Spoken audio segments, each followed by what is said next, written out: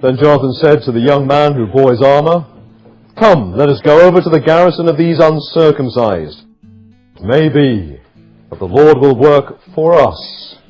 For nothing restrains the Lord from saving by many or by few." I want to exhort you this morning to be like Jonathan. Do you see? Jonathan was a young man. And like a young person, what did he have? He had energy, strength, daring, earnestness, zeal, and under God he had a holy recklessness. There was nothing that he wasn't prepared to do, whatever the risk, for the kingdom of God. Now, young people, it's great to be young. You feel at times you can take on the world, and that's a gift from God to youth. But see how Jonathan uses it. Now, never again will you know such energy, and yes, time, and daring, and a willingness to rise to a challenge. It's a gift that God gives to youth. He takes it away as you get older. You will have it. You don't know you have got it until you start to lose it. But energy, time, daring, a willingness to rise to a challenge, they're gifts from God to youth. And what challenges the kingdom of God sets before you. So what are you doing with your youth? You haven't got it forever.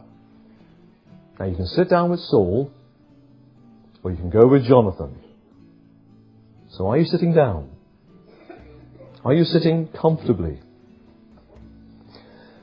The young people of this world are infected with a disease, with a malaise. It's called "what's in it for me?" The young people of this world say, youth is my time. This is for me, to indulge myself. These are my years, to be spent on me, to enjoy myself. It's a responsibility-free zone. I'm free, I'm young. That's what the people of the world say. Don't go and sit down with them. Don't say, well, I'll serve God when I'm older. Jesus Christ was a young man. And for Jesus there was no older, was there? And for the Christian young person, there can be no older. Only now. Only today. So don't sit down musing over what you might one day do for Jesus. Is that what Jonathan does? Is it? Come, let us go over to the garrison of these uncircumcised. It may be that the Lord will work for us. He's talking about today. He's talking about now, what I'm doing for the Lord today. You'll never have these years again. The decisions you make for Christ now will change the rest of your life. If you're not out and out for Jesus now, why do you expect to be serving Him in 10 years' time? So live for Jesus now. Give all to Jesus now. Give your reckless years to being reckless for Jesus Christ. Let the kingdom of God shape everything. From the friends that you choose, the ambitions that you nurse, to the way you spend your Saturday night. Don't kill time. Don't say, this is my time. This is a gift pressed into your hands by the Lord. Youth. He says, use it for me. Who knows what God might do with you?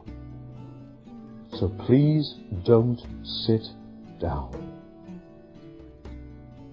George Whitfield. How old are you? 22? Preach the gospel in the open air? Sit down. Martin Luther. Do you really think you can stand up to the most powerful institution in the world, the Holy Catholic Church, and you're not yet 30?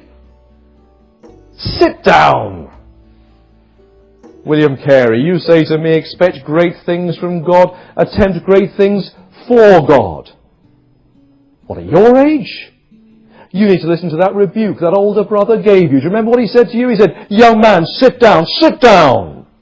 You're an enthusiast. When God pleases to convert the heathen, he'll do it without your aid or mine.